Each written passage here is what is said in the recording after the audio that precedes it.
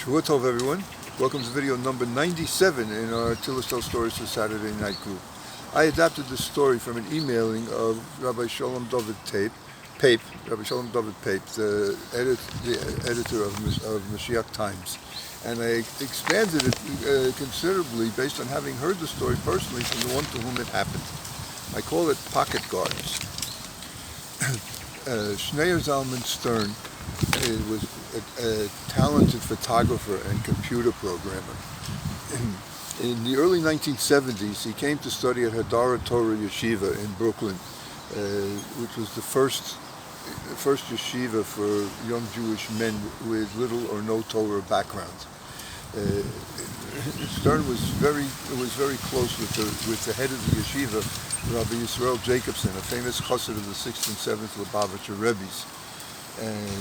And he was the founder of the yeshiva also, and also the founder of Beis Rivka, a seminary for women. Now, to adapt to a Torah lifestyle, a Torah observant lifestyle, especially a Hasidic Torah observant lifestyle, has its ups and downs and its pressures. One Saturday night, Schneur Zalman wanted to leave to go visit a photographer friend of his who lived in Far Rockaway, Queens. Rabbi Jacobson was against the idea. He felt it would be too late at night for such a long ride in a not so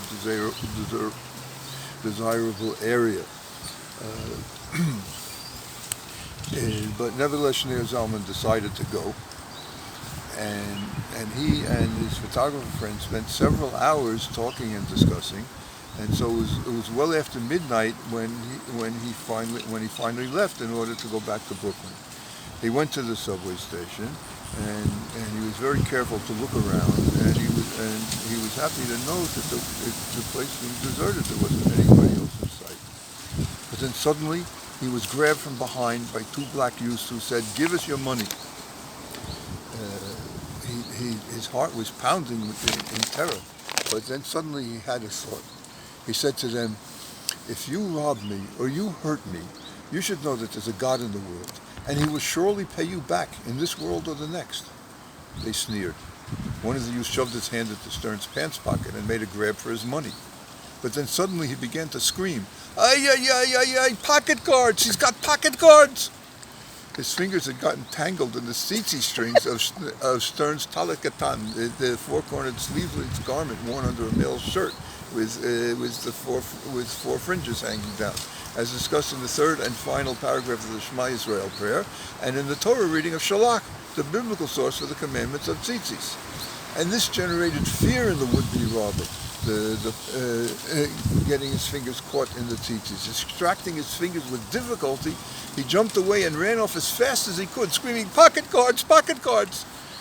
The other young man was deeply affected. "Listen," he said, "you'll never catch a train here. The next one doesn't come until morning. Come with me, I'll take you to a different station." And so in the dark night, he led Stern out of the station and across several fields till they came to another station on a different line, where he caught a train and finally returned to the yeshiva.